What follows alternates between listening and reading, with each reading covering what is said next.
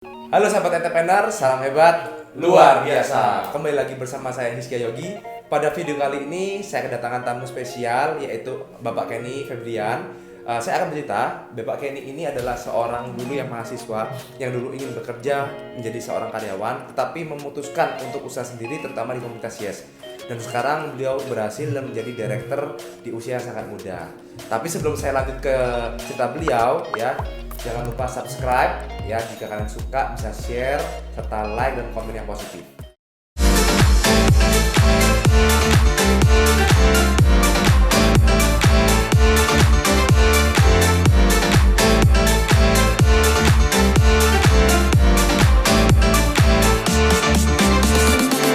Halo, apa kabar Pak Kenny? Hebat, luar biasa. Oke, lama tidak berjumpa ya. Jadi pada video kali ini kenapa saya membawa Bapak Kenny ya? Karena Bapak Kenny ini dulu adalah, saya tahu betul kisah nyata beliau, karena beliau ini dulu teman sekampus saya, teman bermain saya. Jadi saya tahu betul Bapak kita berdua dulu ini adalah seorang mahasiswa yang prestasinya juga dibilang kurang ya. Tidak ada tujuan Ya, tidak ada tujuan. Nilai juga pas-pasan begitu ya. Dan Bapak Kenny ini dulu rencananya setelah lulus kuliah itu mau menjadi seorang karyawan, tapi beliau memutuskan untuk berwirausaha di komunitas Yes. Dan sekarang beliau menjadi seorang direktur muda di usia 24 tahun, dia sudah menjadi seorang direktur dan prestasinya luar biasa. Nah, pada video kali ini saya akan mengupas ya, bagaimana sih perjalanan Pak Kenny. Pak Kenny, dulu itu kan pengen jadi karyawan. Kok tiba-tiba pengen jadi wirausaha itu gimana Pak Kenny? Bisa cerita nggak? Saya cerita sedikit dari awal kenapa kok saya bisa memutuskan menjadi wirausaha, teman-teman. Karena saya satu punya prinsip, kalau kita menjadi pengusaha itu bisa menjadi sukses. Tapi kalau saya menjadi karyawan, saya ya stabil aja, 1 bulan dapat sesuai gaji. Ya. Benar ya. Nah, lalu saya melihat mentor saya, teman seperjuangan saya, teman main saya itu Pak Yogi, luar biasa. Dia mengikuti satu komunitas, namanya komunitas Yes, dan komunitas ini bekerjasama dengan SP30 Pak Chandra Negara. Dalam 1 tahun saya melihat perkembangan Pak Yogi sangat luar biasa.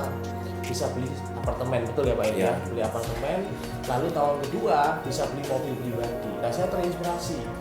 Padahal kenapa kok saya terinspirasi? Karena dulu saya tidak punya tujuan hidup, teman-teman.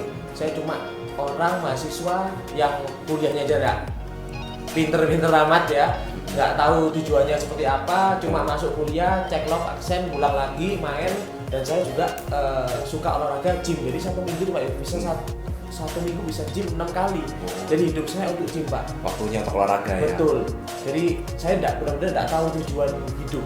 Nah, saya melihat Pak Yogi perkembangannya luar biasa, masih muda, bisa mempunyai prestasi di komunitasnya. Saya tertarik. Tapi nggak semudah itu waktu itu. Kalau saya ingat dulu Pak Yogi nawarin saya kenalkan komunitasnya 2 tahun, tapi saya tolak. Tapi saya memang bukan saya menolak bisnis ini jelek, tidak. Tapi saya kepingin waktu itu pembuktian. Jadi untuk teman-teman jangan menunggu bukti dulu, tapi jadi bukti teman-teman ya. 2 tahun Pak Kenny menunggu. Betul. Ya. Ya saya masih ingat 2 tahun tuh saya ceritakan terus tentang apa kegiatan komunitas Yes, dan beliau tuh menolak ya. Dan tapi ketika dia sudah menerima ya, dia mau belajar betul dan luar biasa. Saya sedikit cerita ya, Pak Kenny ini ketika lulus itu sudah tidak membuka koran untuk lowongan pekerjaan. Betul. Dia sudah menjadi seorang manajer di perusahaan kita. Ya, jadi dia sudah menjadi seorang manajer. Bahkan di usianya dia ketika lulus kuliah itu usia berapa Pak Kenny ya? Waktu 22 tahun ya, 22 tahun. 22 tahun, 23 tahun. Beliau itu bisa ngajak mamanya ke luar negeri ya, bisa membiayai adik-adiknya, bahkan kos adik-adiknya juga dibiayai. Pak Kenny, dulu kan ada badai ya dalam hidupnya Pak Kenny ya. Kebetulan ada masalah keluarga. Boleh nggak Pak Kenny di-sharingkan? Oke. Ya, karena badannya Pak Kenny ini di usia yang muda ini, itu badannya itu sudah seperti orang sudah di atas rata-rata. Jadi jarang sekali anak muda memiliki badai dalam hidup seperti Pak Kenny. Jadi kita boleh cerita coba. Oke.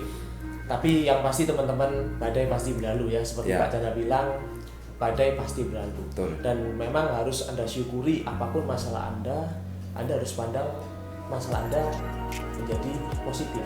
Kalau Anda negatif, Anda pasti galau, stres dan sebagainya. Betul. Nah, waktu itu badai saya memang masalah keluarga, masalah finansial. Betul. Tapi di sini mentor saya bilang, Pak Yogi, bersyukurlah kalau Anda masalahnya finansial, karena masalah finansial bisa dibayar pakai uang dan uang masih bisa dicari, teman-teman.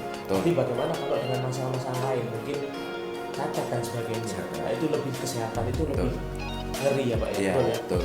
Jadi pada saya memang orang tua saya memberi saya mental. mental yang sangat kuat dan adik-adik saya mental yang sangat kuat di usia yang sangat muda. Saya harus memikirkan yang lebih Pak Yogi ya, lebih daripada anak-anak usia saya. Betul. Dan memang rumah saya Sampai disita. Sudah dapat 2 kali surat. Lalu saya berjuang ini memang untuk keluarga saya, orang tua saya. Karena orang tua sudah mulai tua ya, mulai bertambah umur. Saya harus komitmen untuk berjuang untuk orang tua saya dan menyelamatkan rumah yang mau disita ini. Memang nggak gampang, tapi di sini saya berjuang untuk itu dan berjuang untuk membantu keluarga saya, adik-adik saya bisa sukses seperti saya di komunitas Yes. Ya, itu sih Pak. Ya, jadi setelah Pak Kenny ini menyelamatkan rumahnya dari sitaan bank, ya bayangkan usia 23 tahun, 24 tahun ya. Dan bahkan beliau ini yang saya kagum dengan Pak Kenny karena apa ya? Ketika ada masalah tuh biasanya orang-orang rata-rata itu stres. Nah, kita ke stres itu mereka sudah jalannya ke aneh-aneh ya. Ada yang ke tempat malam, ada yang mungkin pelariannya itu malah kabur dari masalahnya, keluarganya tinggalkan, banyak lah. Tapi Pak Kenny tidak. Setelah meskipun dia ini adalah anak kedua, bukan anak ketua ya, beliau ini anak kedua dari satu keluarga, tapi beliau ini mau bertanggung jawab. Dia betul-betul mau memperhatikan keluarganya, bahkan rumahnya yang mau disita dia yang ngurusin semua dan sampai sekarang tidak jadi disita. Bahkan adik-adiknya juga semua diajari oleh Bapak Kenny. Jadi saya lihat seorang Kenny ini di keluarganya betul bisa menjadi seorang figur untuk adik-adiknya. Ini luar biasa ya. Jadi bagi teman-teman yang di sana yang punya adik-adik ya menjadi posisi seperti Pak Kenny, coba Pak Kenny dulu posisinya tuh bahkan mendapat badai. Jadi bisa dicontoh sikapnya ya.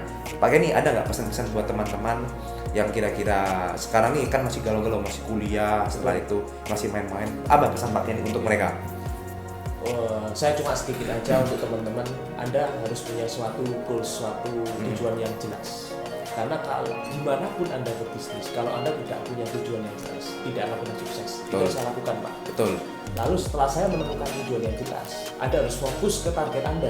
Karena kalau Anda nggak fokus ke target Anda pasti ya sebenarnya mungkin ada pelarian-pelarian. Karena Anda tidak punya fokus. Fokus untuk apa yang Anda samakan, apa yang Anda perjuangkan. Dan setelah tujuan dan fokus, Anda perlu yang namanya, saya selalu bilang 2 kata, komitmen dan konsisten. Karena kalau kita tidak komitmen dan tidak konsisten, saya rasa untuk mencapai prestasi tidak mungkin. Ya. Seperti itu sih. Betul.